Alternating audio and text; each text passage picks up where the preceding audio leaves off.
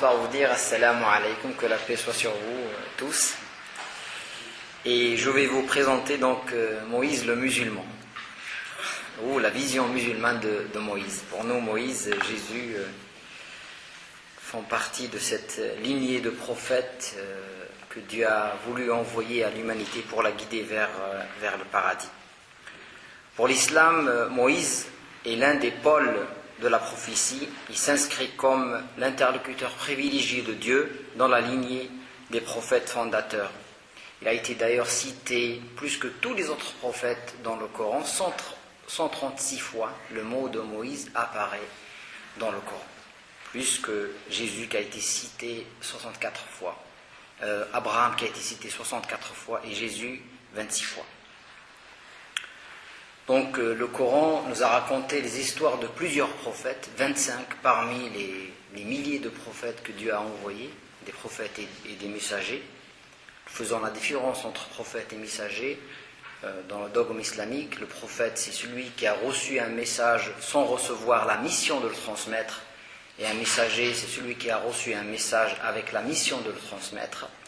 Et donc parmi les messagers, nous avons Moïse, Abraham, Jésus, Noé et Mohammed sallallahu alayhi wa sallam. Que la paix soit sur tous les prophètes. Donc nous croyons en tous les prophètes et messagers. Un musulman ne peut pas être musulman s'il nie la prophétie d'un seul messager ou qu'il ne respecte pas un seul messager.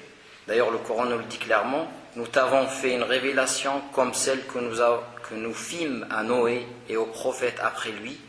Nous avons fait révélation à Abraham, à Ismaël, à Isaac, à Jacob, aux tribus, à Jésus, à Job, à Jonas, à Aaron et à Salomon. Nous avons donné les psaumes à David et Allah a parlé à Moïse de vive voix. Donc voilà un verset qui résume un peu la reconnaissance et le classement un peu des messagers dans le Coran. Comme je vous ai dit, un musulman, dans sa foi, les 6 piliers de la foi musulmane, d'abord croire en Dieu, croire aux anges, croire en toutes les révélations, croire en tous les prophètes et messagers, croire au jour du jugement dernier et croire au destin qu'il soit bon ou mauvais. Et un verset résume un peu ces croyances. Le messager a cru en ce qui lui a été révélé par son Seigneur, et les croyants ont tous cru en Dieu, en ses anges, en ses livres, en ses messagers, en disant: nous ne faisons aucune distinction entre ces messagers. En termes de croyance, il n'y a aucune distinction possible entre les messagers. Et nous sommes tous soumis à Dieu.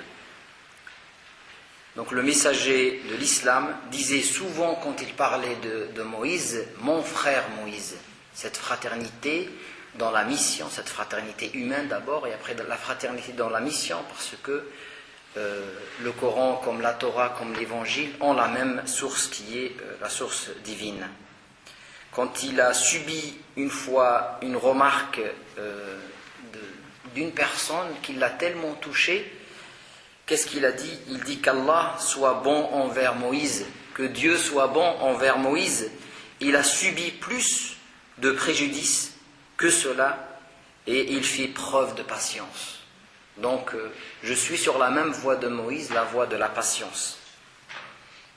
Dans le Coran, la vie de Moïse a fait l'objet d'un récit détaillé. J'ai dit qu'elle a été citée 136 fois, mais dans 11 sourates, c'est chapitres, on détaille certains aspects de la vie de Moïse, comme ça a été dit tout à l'heure. La vie de Moïse, on peut écrire des livres et des livres. Et donc dans le Coran, j'ai choisi un passage qu'Emaïs va nous lire. Il va prendre peut-être un peu 5 minutes, mais c'est un passage très important dans la sourate des récits, la sourate numéro 28. Au nom de Dieu, le clément, le miséricordieux. Ta, Sin, Mim. Voici les versets du livre édifiant. Nous allons te raconter en toute vérité, à l'intention des croyants, une partie de l'histoire de Moïse et de Pharaon. Pharaon se comportait en despote dans le pays. Il avait réparti ses habitants en clans et en opprimait une partie en mettant à mort leurs fils et en ne laissant en vie que leurs filles. car c'était un être malfaisant. Or, nous voulions apporter notre aide à ces opprimés sur terre, pour faire d'eux des dirigeants, des héritiers, en les rendant maîtres du pays et faire subir à Pharaon, à Aman et leurs armées ce qu'ils avaient tant redouté. Aussi fîmes-nous la révélation suivante à la mère de Moïse. Allaite ton fils, et, si tu as peur pour lui, jette-le dans le fleuve sans éprouver ni crainte ni chagrin à son sujet. Car nous allons te le rendre et en faire l'un de nos messagers. La famille de Pharaon recueillit l'enfant sans se douter qu'il allait devenir pour eux un ennemi et une source d'ennemis, car Pharaon, Aman et leurs armées étaient dans l'erreur. La femme de Pharaon lui dit, « Cet enfant sera une consolation pour nous deux. Ne le tuez pas, peut-être nous sera-t-il utile un jour, ou le prendrons-nous pour fils. » Il ne présentait rien de ce qu'il allait se produire. Pendant ce temps, le cœur de la mère de Moïse était accablé de douleur, et peu s'en fallut qu'elle n'en divulgât l'origine, si nous n'avions pas raffermi son cœur afin qu'elle demeurât une vraie croyante. « Ne perds pas de vue ton fils, dit-elle à la sœur de Moïse. Et celle-ci se mit à le suivre de loin, sans qu'on l'eût remarqué. Mais comme nous avions interdit à l'enfant le sein des femmes, autres que sa mère, sa sœur leur dit, « Voulez-vous que je vous indique une famille qui pourra se charger du bébé et lui prodiguer les soins dont il a besoin ?» Et c'est ainsi que nous le rendîmes à sa mère pour le consoler de sa douleur, faire cesser sa peine et lui montrer que Dieu tient toujours ses promesses. Bien que la plupart des hommes, Dieu tient toujours ses promesses, bien que la plupart des hommes ne s'en doutent guère. Et lorsque Moïse eut atteint sa majorité et son plein développement, nous lui donnâmes la sagesse et la science. C'est ainsi que nous récompensons les gens vertueux. Un jour, entrant dans la ville, à l'insu de ses habitants, Moïse y trouva deux hommes qui se battaient. L'un d'eux était de son clan et l'autre du clan adverse. L'homme qui était de son parti lui demanda son appui contre son adversaire. Moïse asséna alors un coup de poing à ce dernier et le tua. Après quoi il se dit en lui-même, « C'est là l'œuvre du démon. Il est en vérité un ennemi déclaré des hommes qu'il s'acharne à égarer. Seigneur, j'ai été injuste envers moi-même, pardonne-moi. » Dieu lui pardonna, car il est en vérité l'absoluteur, le clément. Seigneur, ajouta Moïse, puisque tu as été bienveillant à mon égard, je ne prêterai plus jamais assistance aux criminels. Le lendemain, il se retourna dans la ville, tremblant de peur et toujours sur ses gardes. Lorsque celui qui la veille lui avait demandé secours l'appela de nouveau à son aide à grands cris. « Décidément, tu es un vrai égaré, » lui dit Moïse. Et pendant qu'ils se disputaient à porter un coup à leur ennemi commun, celui-ci dit, « Ô Moïse, veux-tu me tuer comme l'homme que tu as tué hier ? Tu ne veux donc être qu'un tyran sur terre et non un bienfaiteur ?» Au même moment, accourant de l'autre bout de la ville, un homme vint dire à Moïse, « Ô Moïse, les responsables sont en train de se concerter pour te tuer, sauve-toi. C'est un conseil loyal que je te donne. » Pris de peur et toujours sur ses gardes, Moïse quitta la ville en disant, « Seigneur, délivre-moi de ce peuple injuste. » Ayant pris la direction de Madian, il se dit, « Peut-être que mon Seigneur me mettra sur la bonne voie. » Arrivé enfin au point d'eau de Madian, il y trouva un attroupement de gens occupés à abreuver leurs troupeaux, pendant que deux jeunes femmes, retenant leurs bêtes, se tenaient à l'écart. « Quel est votre problème ?» leur demanda Moïse. « Nous ne pouvons, répondirent-elles, abreuver un autre troupeau que lorsque les bergers seront partis, car notre père est d'un âge fort avancé. » Moïse fit alors boire le troupeau des deux jeunes filles et se retira à l'ombre, disant, « Seigneur, j'ai grand besoin de toute grâce dont tu voudras bien me gratifier. » Puis l'un des deux jeunes filles revint vers lui, d'un pas timide, pour lui dire, « Mon père voudrait te voir pour te récompenser d'avoir abreuvé notre troupeau. » Moïse se rendit alors auprès du vieillard et lui raconta son histoire. Le vieillard lui dit, « Tu n'as plus rien à craindre, tu es désormais hors de portée des injustes. »« Ô père, dit l'une des deux jeunes filles, Prends-le à ton service. Tu ne pourras trouver un autre serviteur plus fort et plus digne de confiance. Je voudrais, dit le vieillard, te marier à l'une de mes filles que voici, à condition que tu restes 8 ans à mon service. Si tu veux alors jusqu'à 10 ans, Si tu veux aller jusqu'à 10 ans, libre à toi de le faire. Je ne t'imposerai rien de pénible, et s'il plaît à Dieu, tu trouveras toujours en moi un homme équitable. C'est convenu entre nous, répondit Moïse. Et, quelle que soit la période que j'accomplis, il n'y aura aucun reproche à me faire. Dieu est garant de notre accord. Puis, lorsque Moïse eut accompli la période convenue et qu'il eut pris la route avec sa famille, il aperçut un feu du côté du mont Sinaï. « Restez ici, dit-il, j'aperçois au loin un feu. Peut-être vous en rapporterai-je quelques nouvelles ou un tisson ardent pour vous permettre de vous réchauffer. » Et lorsqu'il s'y rendit, une voix l'interpella. Du côté droit de la vallée, dans le site béni et du sein de l'arbre. « Ô Moïse, je suis en vérité Dieu, le maître de l'univers. Jette ton bâton. » Mais quand Moïse vit son bâton s'agiter comme un serpent, il se mit à fuir sans se retourner. « Ô Moïse, ajouta la voix, approche et n'aie pas peur. Tu es de ceux dont la sécurité est assurée. Introduis ta main dans l'ouverture de ta tunique, elle en ressortira toute blanche sans aucun mal. Puis serre tes bras sur ton corps pour dissiper ta frayeur. Ce sont là 2 preuves de ton Seigneur destinées à Pharaon et à ses dignitaires qui forment en vérité un peuple pervers.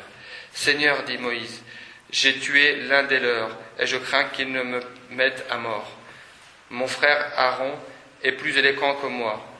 Envoie-le avec moi pour m'assister et confirmer mes dires, car je crains qu'il ne me traite de menteur. Dieu dit, nous allons t'accorder le soutien de ton frère et vous donner à tous les deux un tel pouvoir que vos ennemis ne sauront jamais vous atteindre. Et c'est ainsi que grâce à nos signes, vous serez, vous et ceux qui vous suivront, les vainqueurs. Puis, quand Moïse se présenta à eux, nanti de signes évidents, ils s'écrièrent, « Ce n'est là qu'une magie forgée de toutes pièces. Nous n'avons jamais entendu parler de cela chez nos premiers ancêtres. Mon Seigneur, rétorqua Moïse, c'est mieux que personne qui a reçu de lui la bonne direction et qui aura le séjour éternel, car en vérité, les injustes n'ont aucune chance de réussir. » S'adressant alors aux dignitaires, Pharaon dit, « Vous n'avez pas, que je sache, un autre Dieu que moi. Et toi, Aman, fais-moi cuire des briques et construis-moi une tour pour que je jette jusqu'à Dieu de Moïse, pour que je monte jusqu'à Dieu de Moïse. Je suis certain que Moïse est un imposteur. » Pharaon et son armée se montrèrent sans raison, pleins d'arrogance sur terre, pensant qu'il ne serait jamais ramené vers nous un jour. Nous le saisîmes, lui et ses troupes, et les précipitâmes tous dans la mer. Considère donc comment finissent les pervers. Nous avons fait d'eux des prédicateurs qui appellent les hommes à l'enfer et qui, le jour de la résurrection, ne bénéficieront d'aucun secours. Nous les avons frappés de notre malédiction dans ce monde et nous en avons fait des damnés dans la vie future. Et après avoir anéanti les premières générations, nous avons donné à Moïse le Pentateuque comme à la fois une lumière, une direction et une bénédiction pour les hommes. Peut-être sauront-ils s'en souvenir. Tu n'es pas, ô Muhammad, sur le versant occidental du mont Sinaï, lorsque nous avons investi Moïse de sa mission. Et tu n'en as pas été témoin. Mais depuis Moïse, que de générations n'avons-nous pas fait se succéder et dont le souvenir se perd dans la nuit des temps. Et tu n'as pas non plus vécu parmi les Madiennes pour leur communiquer nos enseignements. Aussi devions-nous envoyer des messagers. Tu n'étais pas du côté du mont Sinaï lorsque nous avons appelé Moïse, mais c'est pour une grâce émanant de ton Seigneur que te voilà appelé à prêcher un peuple que personne avant toi n'est venu avertir.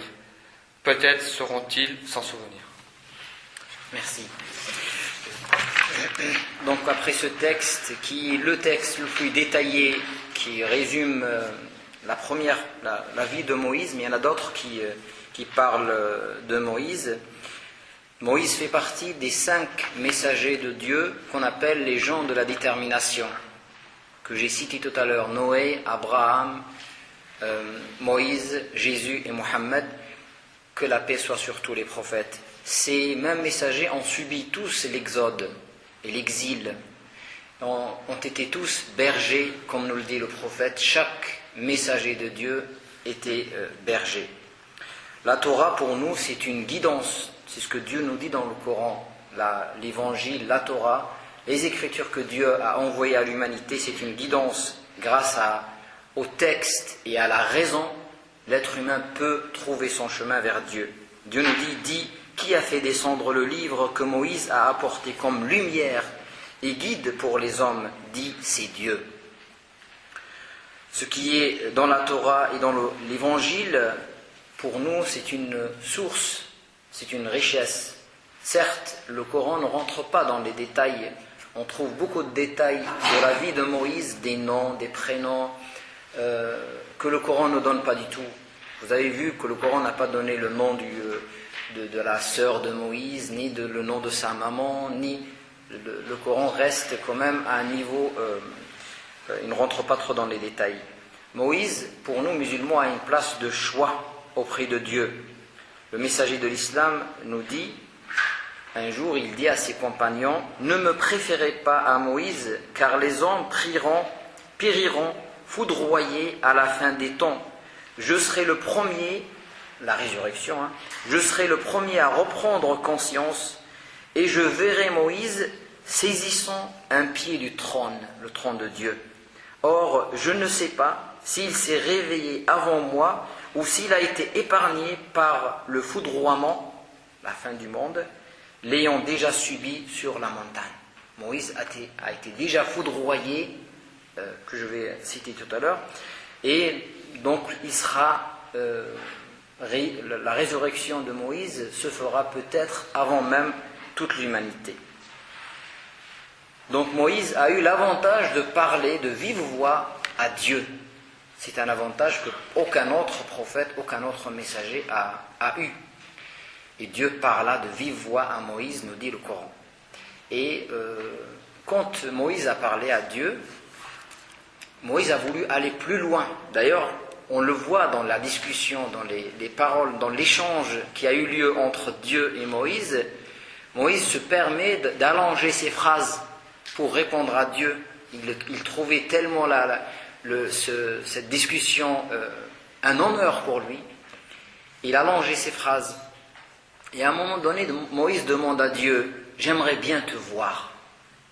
La vision. Après la parole, Moïse souhaite la vision de Dieu. Et Dieu lui dit, mais Moïse, tu ne peux pas me voir. Moïse insiste sur sa demande et Dieu lui dit, je vais me manifester à la montagne devant toi et tu vas voir ce qui se passe. Et Dieu se manifeste à la montagne qui a été foudroyée par la lumière de Dieu. Et Moïse revient à Dieu repentant et il n'a jamais demandé à Dieu une demande pareille.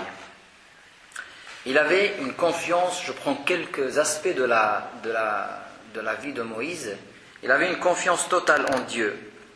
Et l'épisode de la traversée de la mer Rouge nous le dit quand Moïse, avec son peuple, était devant la mer et que l'armée de Pharaon était juste derrière pour les exterminer. Le peuple a dit à Moïse, qu'est-ce qu'on fait maintenant? Et Moïse dit, vous ne vous inquiétez pas, Dieu est avec moi. Il avait une confiance totale en Dieu, malgré que la mer était devant lui et que l'armée de Pharaon était à sa poursuite. Il dit, ne vous inquiétez pas, Dieu me donnera une issue favorable. Dieu à ce moment-là leur donne de frapper la mer avec son bâton et la mer s'ouvre en deux et Moïse passe. L'armée de Pharaon passe après et elle s'est fait engloutie par la mer. Et Pharaon à ce moment-là, il sort la tête de l'eau et il dit, je crois en Dieu, le Dieu d'Israël, le Dieu de Moïse. Et Dieu nous dit dans le Coran, c'est un repentir non accepté, c'est un repentir juste avant la mort, c'est un repentir non accepté. Mais Pharaon savait très bien que Moïse était un prophète. Donc, il avait une confiance totale en Dieu. D'ailleurs, les musulmans fêtent le jour où Dieu a sauvé Moïse, on l'appelle le jour de Ashura. C'est le 10e jour du premier mois de l'année lunaire musulmane. Et c'est le jour où Dieu a sauvé Moïse. Les musulmans jeûnent le 10e jour de ce mois-ci, comme signe de reconnaissance envers Dieu d'avoir sauvé Moïse et son peuple. Donc c'est cette liaison, cette continuité dans le message divin, le respect, la reconnaissance des autres religions, et même le fait de prendre Moïse comme un prophète qui a été envoyé pour les musulmans, et de continuer sur son chemin et de fêter même le fait que Dieu a sauvé Moïse et son peuple. Moïse était quelqu'un qui se mettait en colère pour Dieu, et uniquement pour Dieu. D'ailleurs, pendant son absence, quand son peuple avait façonné avec leur parure le corps d'un veau, le veau d'or, Moïse, il était avec Dieu, il a rencontré Dieu. Au début, c'était 30 jours, la rencontre devait durer 30 jours, mais Dieu a rajouté 10 jours. Quand le peuple a senti que Moïse n'est pas revenu, ils ont façonné une idole pour l'adorer, comme on vient de le dire. Quand Moïse est revenu, lorsque Moïse revint vers son peuple, il dit plein de colère et d'amertume. La colère, ce n'est pas une colère pour soi, c'est une colère pour Dieu.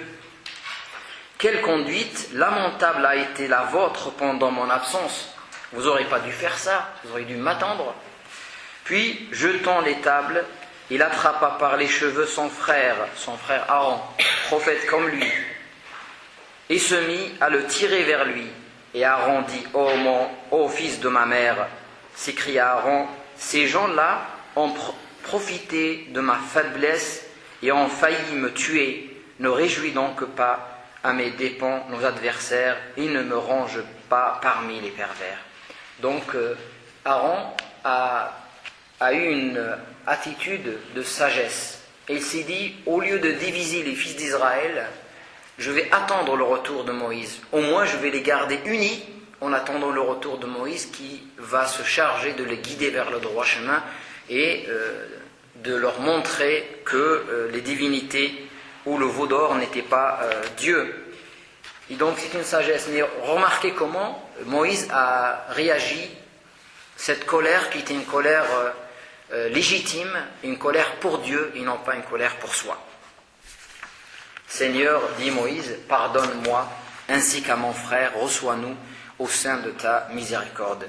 C'était un homme pudique. Moïse était un homme pudique. D'ailleurs, dans le Coran, Dieu nous dit, ô croyants, n'imitez pas ceux qui ont calomnié Moïse, Dieu l'a innocenté de leur accusation, car Moïse avait une place de choix auprès de son Seigneur. Et les gens disaient de Moïse, parce qu'il ne prenait pas avec eux, il ne se lavait pas tout nu avec les gens, et les gens disaient de Moïse, parce qu'il avait une maladie de peau, c'est pour ça qu'il n'osait pas se laver avec nous. Moïse, il était tellement pudique qu'il n'osait pas montrer son corps aux autres. Et Dieu a fait en sorte que les gens sachent que Moïse n'avait pas de maladie, mais c'est par pudeur qu'il ne montrait pas son corps aux autres. Il était digne de confiance.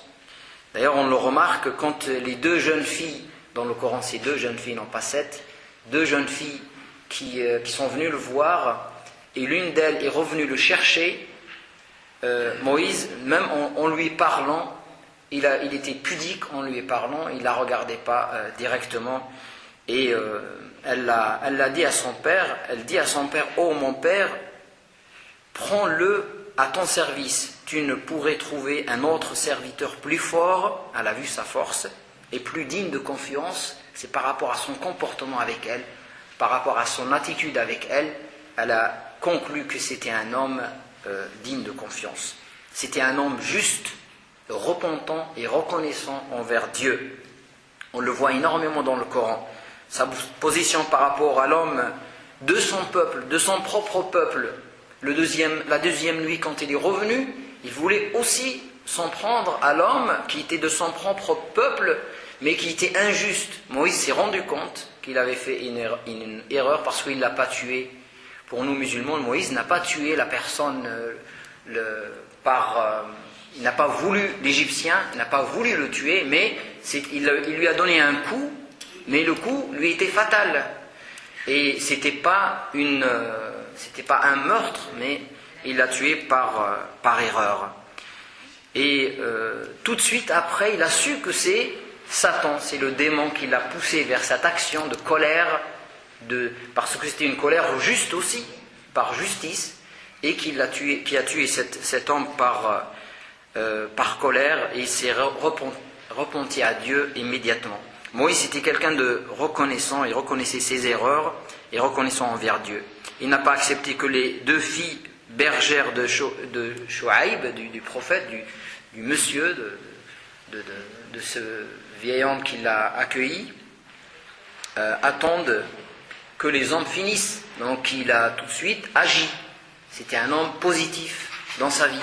Il n'a pas laissé les filles attendre, tandis que les autres bergers arrivaient et les filles en train d'attendre. Il a agi pour rétablir la justice. Il a respecté ses engagements. Quand il a donné l'engagement de rester 8 ans, d'ailleurs il est resté 10 ans en tant que berger, et non pas 8 ans, comme le stipulait le contrat. Il était altruiste. D'ailleurs, il demanda tout de suite à Dieu, quand il a vu l'honneur que Dieu lui a fait, à lui, il a demandé le même honneur pour son frère, la prophétie. Il n'y a pas un honneur pour un être humain meilleur que la prophétie. Moïse l'a demandé à son frère Aaron, parce qu'il l'aimait. Et il savait que Aaron était capable d'assumer cette responsabilité qui est la prophétie. Un autre signe d'altruisme, c'est le prophète, notre prophète Mohammed qui nous le dit. Et il nous dit, comme vous le savez, nous avons dans notre tradition musulmane ce qu'on appelle le voyage nocturne et l'ascension. L'ascension du prophète de l'islam vers le ciel pour rencontrer les signes de Dieu, voir le ciel, voir ce qu'il y a dans le ciel. Et il a rencontré Moïse dans le 7e ciel. Et il est monté pour recevoir l'ordre de Dieu. Et l'ordre de Dieu, Dieu a donné un ordre à son prophète, c'est de prier 50 prières par jour. 50 par jour. Et le prophète descend en prenant ce don de Dieu, cet ordre divin, et en descendant, il passe par le 7e ciel et il rencontre Moïse une autre fois. Et Moïse lui dit, qu'est-ce que Dieu t'a donné? Il lui a dit 50 prières par jour et nuit. Il lui dit, ton peuple ne pourra pas supporter. Je connais... Attention.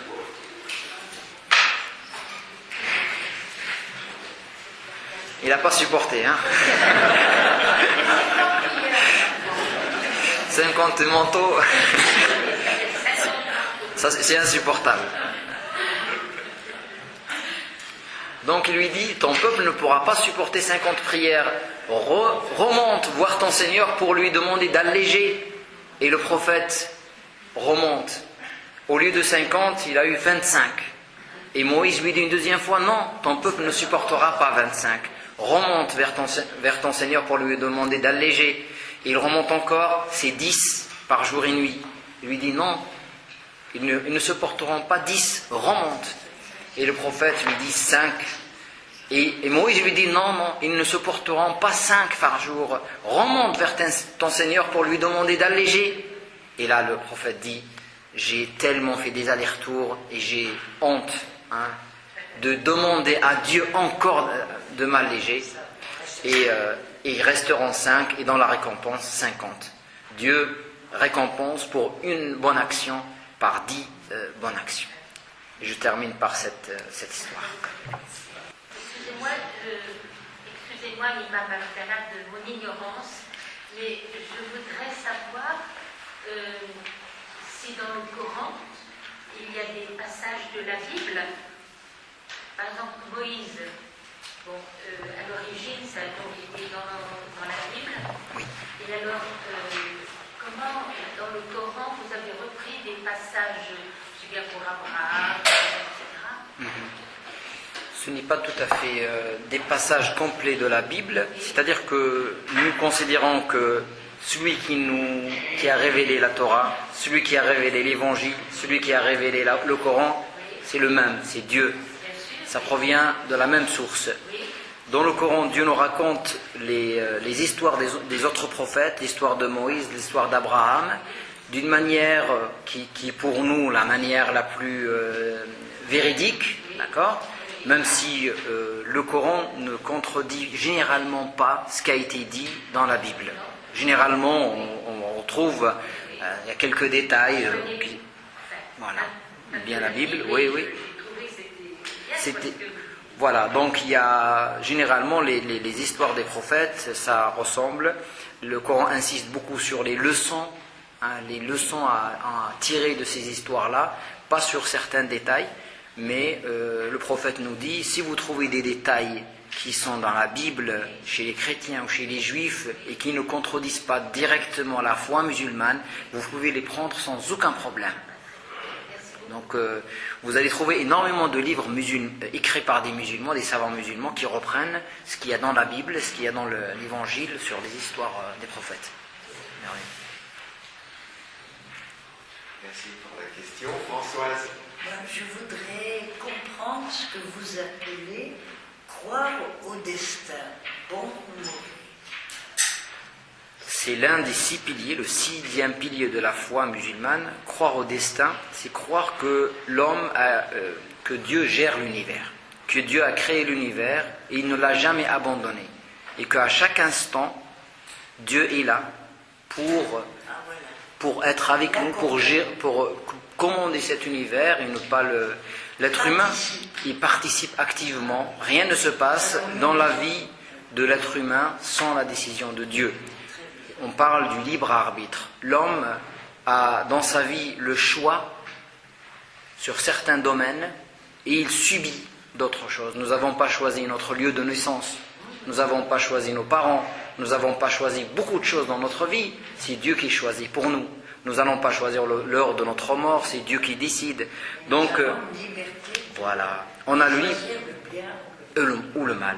Donc le libre arbitre, le destin, c'est qu'on subit beaucoup de choses dans notre vie. On doit supporter avec patience, endurer ce qui nous arrive, ne pas se rebeller contre Dieu, parce que toute la vie est une épreuve. La maladie comme la santé, la pauvreté comme la richesse, tout est épreuve en réalité, et nous devons tout accepter de la part de Dieu et ne pas se rebeller contre lui et ne jamais dire qu'est-ce que j'ai fait pour que Dieu il m'arrive voilà, exactement. Ça c'est une parole qui ne sortira jamais de la parole de la bouche d'un croyant, parce qu'il sait que Dieu gère l'univers et qu'il y a une sagesse derrière chaque acte. Et donc nous acceptons cette destinée de Dieu. Et nous croyons que l'homme a le libre arbitre parce qu'il sera jugé. Et Dieu est juste.